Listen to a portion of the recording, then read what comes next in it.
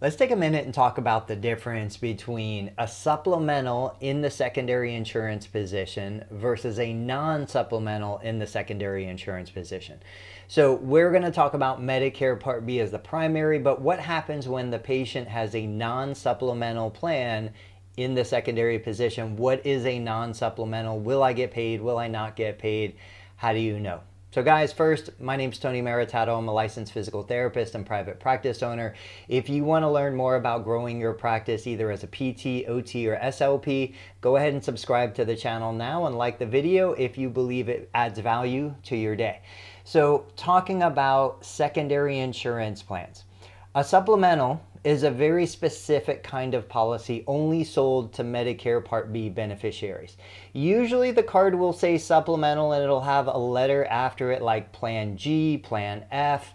There's specific fees that are covered. So if you look at the chart, and what I'll do is I'll put a link in the description of this video to the chart published by Medicare every year that explains exactly what the supplementals will cover, like the Medicare Part B deductible, the full coinsurance, any of that information. But the supplemental plan does not require you as a provider to be contracted with it. It will pay based on what Medicare covered. So supplementals are the most popular for Medicare Part B beneficiaries in the secondary position, and they're the easiest to work with. But not every secondary is a supplemental insurance plan. So an example of a non-supplemental plan, very simple. Maybe the patient is a Medicare Part B beneficiary, but the spouse continues to work. The spouse has insurance through their employer that the beneficiary is choosing to use as a secondary. There's coverage on the spouse's policy. So that is not a supplemental plan. That plan may require you be contracted with them for coverage in the secondary position. And if that plan has a copay, coinsurance, deductible, that plan needs to satisfy those requirements before it will pick up the 20% remaining after Medicare Part B processes. So a really common situation here in Ohio is we might have a Medicare Part B beneficiary. They receive services. The services are repriced at the contract rate. The 20% of the contract rate, let's just say, works out to $19.22.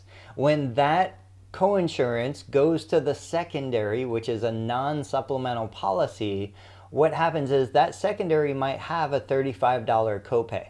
Well, since the $19.21 is less than the $35, that responsibility will flow through the secondary to the patient, even if the secondary would in fact cover what Medicare doesn't pay.